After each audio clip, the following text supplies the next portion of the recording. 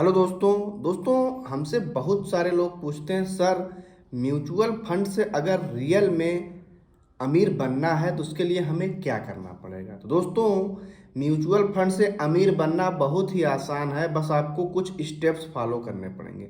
सबसे पहले दोस्तों, अगर आप म्यूचुअल फंड से अमीर बनना चाहते हैं तो आप एक टाइम फिक्स करिए कि आप कितने समय में, जो भी आपका गोल है उसको कितने समय में पूरा करना चाहते हैं और वो गोल आपने किस लिए बनाया है। बच्चों की शिक्षा के लिए, अपने रिटायरमेंट के लिए, आपको बड़ा घर लेना है या तो बड़ा वेल्थ क्रिएट करना है।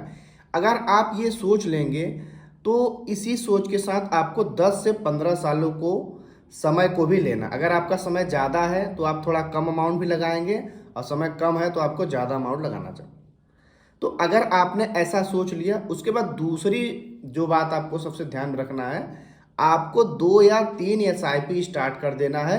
बहुत ज़्यादा SIP स्टार्ट नहीं करना। वो मैं इसलिए बता रहा हूँ कि आपको सिर्फ SIP स्टार्ट कर देना। SIP से क्या होगा, आपका जो डिसिप्लिन है वो बना रहेगा। अब आपको क्या करना है, SIP स्टार्ट करने से पहले आपको सही फंड का चुनाव करना है। जैसा कि आपके पास अगर 10 से 15 सालों का टाइम है तो आप स्मॉल कैप और मिड कैप पे ज़्यादा ध्यान देंगे। आपके पास एक फ्लैक्सी कैप भी आप रख सकते हैं। अब आपने क्या किया, SIP शुरुआत कर दिया, आपने सही फंड का चुनाव कर लिया। अब एसेट अलोकेशन सही करेंगे। एसेट अलोकेशन का मतलब क्या है कि आप किस फंड में कितना पैसा डालें। आपको ज़्यादातर पैसा स्मॉल कैप में डालना चाहिए क्योंकि आपके पास 15 सालों का समय है। अब आपने एसेट अलोकेशन सही कर दिया। आप चाहें तो एक आध लार्ज कैप भी ले सकते हैं। Large cap, mid cap, small cap और फ्लैक्सी कैप, मान लीजिए 4 फंड आपने बना लिया और आप अपने इसमें एसेट एलोकेशन आपने कर लिया। अब सबसे बड़ी गलती जो लोग करते हैं, निवेश करते हैं, जैसे ही मार्केट गिरता, चूंकि आप लार्ज कैप, मिड कैप और स्मॉल कैप, फ्लैक्सी कैप में जो भी आपका पैसा लग रहा है, आप जिस भी फंड में पैसा दे रहे हैं, वो फंड हाउस का जो फंड मैनेजर है वो आपका पैसा स्टॉक मार्केट में लगा रहा है। आपने सुना होगा stock market subject to risk, तो यहाँ रिस्क बना रहा। अब कोई भी ग्राफ लगातार ऊपर तो जाएगा नहीं, वो ऊपर नीचे होते हुए ही ऊपर जाएगा।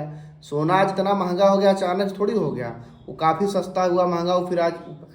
लेकिन एक बात सत्य होती है कि लॉन्ग टर्म में वो जाएगा बिल्कुल ही ऊपर, नीचे जाने का कोई सवाल नहीं है। वो 1 साल गिरा रहेगा, 2 साल गिरा, लेकिन जब वो उठेगा तो सारा रिकॉर्ड तोड़ डालेगा। तो अब आपकी SIP चल रही है, आपको घबरा के SIP बंद नहीं करनी है, बल्कि अब आपको टॉपअप करना। जो भी आपका SIP चल रही है, अगर आप उसमें देखेंगे 15 से 20% या 10% का गिरावट हुआ है तो आप और अमाउंट उसमें डालेंगे। इसका फ़ायदा क्या होगा कि आपकी जो SIP की यूनिट है उस समय काफ़ी सस्ती हो गई है और आपको सेम रेट में काफ़ी सारे यूनिट मिल जाएंगे और आपका जो रुपी कॉस्ट एवरेजिंग है वो भी काफ़ी कम हो जाएगा। तो ये आपको करना है। अब आपने रिस्क लिया है, लेकिन आपने समझदारी से रिस्क लिया है क्योंकि आपने 15 साल का टाइम दिया है। आप SIP भी कर रहे हैं और आप लमसम भी कर रहे हैं, और अपने फंड का हर 6 से 12 महीने में रिव्यू करना। किसी फंड से कम निकलना है। मान लीजिए आपने अगर फंड सही चुन लिया है तो उसमें निकलने वाली कोई बात नहीं है, आपको नहीं निकलना पड़ेगा। अगर मान लीजिए वाकई में कोई फंड बेकार है तो 2-3 साल से खराब प्रदर्शन कर रहा है तो आप उसके बारे में सोच सकते हैं, लेकिन आपने शुरुआत में अगर अच्छा फंड लिया है तो आपको अच्छा खासा रिटर्न मिलता है। अब कितनी उम्मीद आप कर सकते हैं अच्छे खासे रिटर्न के लिए। देखिए, जो पावर ऑफ कंपाउंडिंग है रूल ऑफ 72 के अनुसार, अगर आपका पैसा लार्ज कैप में है तो लार्ज कैप के एवरेज रिटर्न 12 से 13% या कम से कम रहेगा, 10 से 11% रहेगा, जो कि FD, RD, LIC, PPF सबसे ज़्यादा है। तो अगर आपको 12% भी रिटर्न मिल रहा है लॉन्ग टर्म में तो आपका पैसा हर 6 साल में डबल होता रहेगा।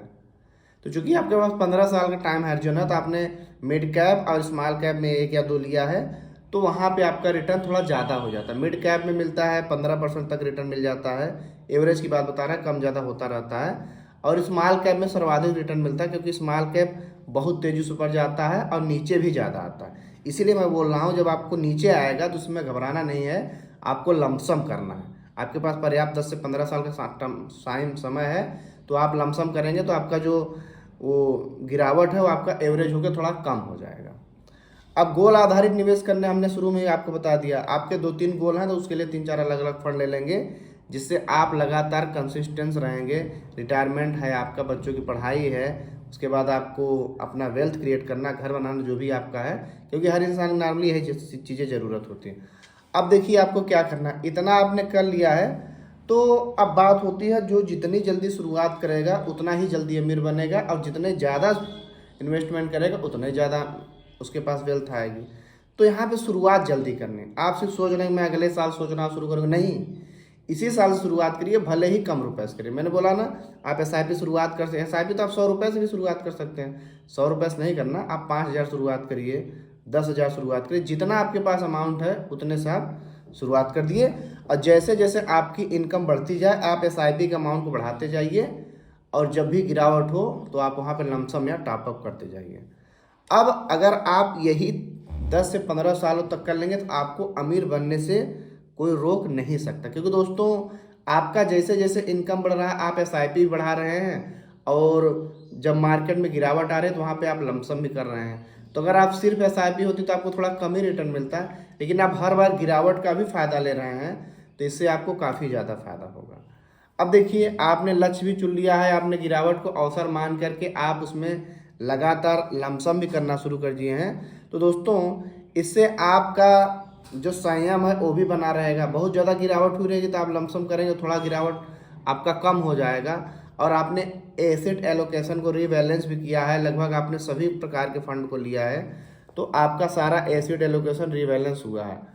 अब आप क्या कर सकते हैं, अगर आपको किसी फील्ड की ज़्यादा जानकारी, जैसे थीमेटिक वाले में जा सकते हैं, लेकिन इसमें आप शॉर्ट टर्म के लिए जा सकते हैं। जैसे मान लीजिए आपको लगता है कि रियल इस्टेट में काफ़ी ज़्यादा संभावना है, डिफेंस की कंपनियों में ज़्यादा संभावना है, तो आपको थीम आधारित भी म्यूचुअल फंड हो जाएंगे।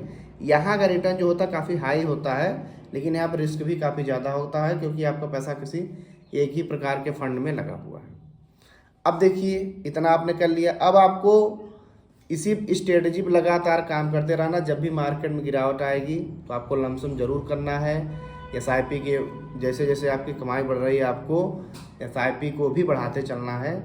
और आप एक गलती ये नहीं करेंगे, आप जो भी प्लान लेंगे म्यूचुअल फंड का, डायरेक्ट वाला प्लान लेंगे, रेगुलर वाला प्लान आप कोई भी नहीं लेंगे। रेगुलर प्लान में क्या होता है कि आपको डिविडेंड का भी पैसा आपको देते रहते हैं, तो आप जब इन्वेस्टमेंट कर ही रहे हैं तो आपको डिविडेंड का पैसा लेने की क्या ज़रूरत है। तो आपका डिविडेंड वाला भी पैसा आपका उसी में ग्रोथ होता रहे। अब देखिए, अगर आप इतना करते हैं तो आपको अमीर बनने से कोई नहीं रोक पाएगा। क्यों? क्योंकि आपके समय के साथ साथ आपका पैसा कंपाउंड हो ही रहा है। लेकिन कंपाउंडिंग, यही तो कंपाउंडिंग असली पावर है। आप जितना पैसा ज़्यादा लगाएंगे, मैंने बताया ना, अगर 12% भी रिटर्न है तो 6 साल में डबल होगा, 15% का रिटर्न है तो 5 साल में डबल होगा, 17-18% रिटर्न है तो आपका पैसा हर 4 साल में डबल होगा। शुरुआत में ही आपको नहीं समझ में आएगा, धीरे धीरे समझ जाएगा। मान लीजिए 12% का रिटर्न है, आपने 1 लाख रुपया लाया तो उसको डबल होने में 6 साल लग गया, लेकिन अगला जो आपका 1 लाख मिलेगा वो 3 साल में मिल जाएगा, है ना, क्योंकि 6 साल में डबल हो गया। अब जब डबल होगा तो 2 से 4 होगा ना, तो जो पहला 1 लाख मिलेगा आपका 3 साल में मिल गया, इसके बाद अगला आपका 2 साल मिलेगा, फिर 1.5 साल में, 6 महीने में। इस टाइप से आपका पैसा बढ़ता चला जाएगा। अब आप फंड का चुनाव कैसे करेंगे? फंड आप देख लीजिए, जो भी बेहतरीन फंड है, लगातार अच्छे खासा रिटर्न दे रहे हैं, प्रतिष्ठित है, नामी गिरानी, सब लोग उसको जानते हैं, उसी से आप ले सकते हैं। जैसे कुछ पॉपुलर सब बहुत सारे फंड हैं, SBI हो गया, हर कैटेगरी में आपको मिल जाएगा, HDFC का हर कैटेगरी मिल जाएगा, निप्पॉन इंडिया का हर कैटेगरी मिल जाएगा, मोतीलाल ओसवाल का हर कैटेगरी मिल जाएगा, बंधन का मिल जाएगा, पराग पारिक का फ्लैक्सी कैप जैसे ये सब मिल जाएगा। तो ये सब पॉपुलर फंड्स हैं, इन्हीं से आप चुन लीजिएगा आपको इनमें से किन किन फंड में पैसा डालना है। तो चलिए मिलेंगे अगली वीडियो में, तब तक के लिए वीडियो लाइक करिए। जय हिंद।